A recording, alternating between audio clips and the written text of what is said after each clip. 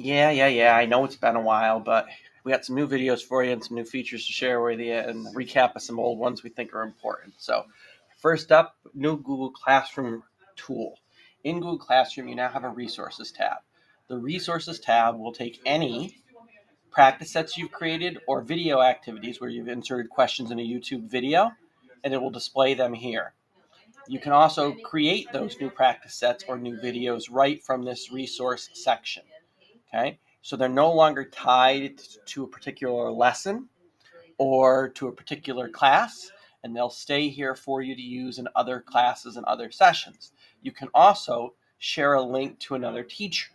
Share a link to another teacher to that video question set or that practice set so that those teachers can use them in their classrooms. They're now kind of like little modules that can be shared and used by multiple teachers. You won't see other teachers in here, but you can get a link from them to those. I don't think you'll see them here. It's possible that when they share the link with you, they may appear. We'll have to wait and see. So that's the resource library in your Google Classroom where you can house all of your practice sets and your YouTube video questions. If you're not familiar, I did a video on this a while back where you can take a YouTube video and insert questions in it, and it will track how the students do on those questions, and then you can look at the data afterwards too. So it's a great way to flip a quick lesson and get some feedback on whether the students watched the video and whether they understood it. All right, so Google Classroom resources.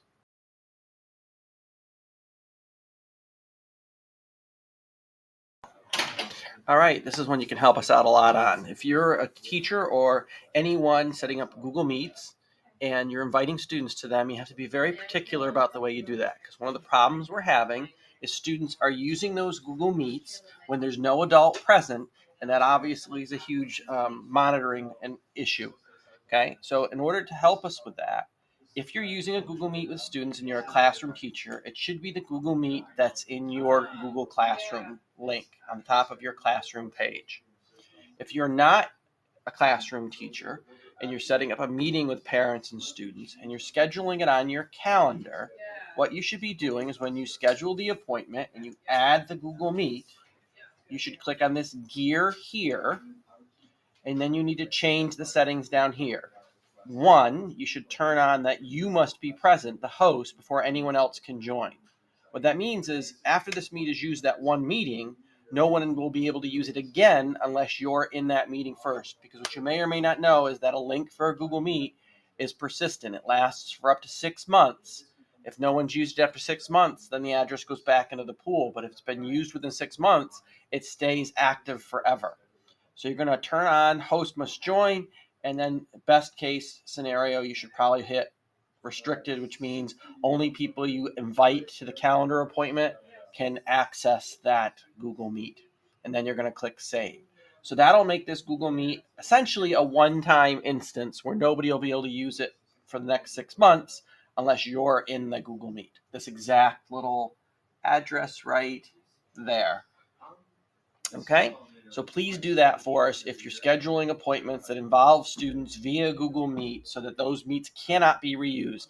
Doesn't matter if your student's the best student ever, those addresses get out there and then other students use them unmonitored.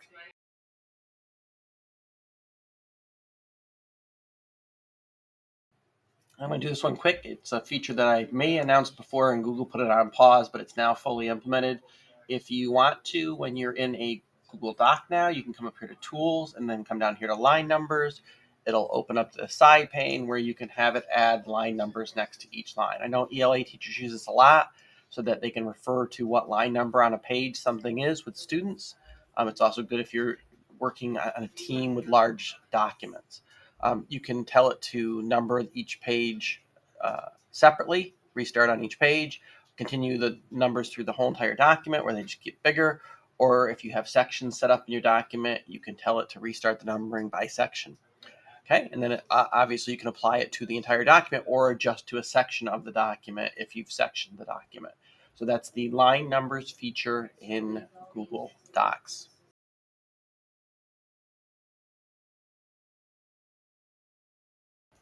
All right, this one got snuck in, and Amanda is the one that discovered it.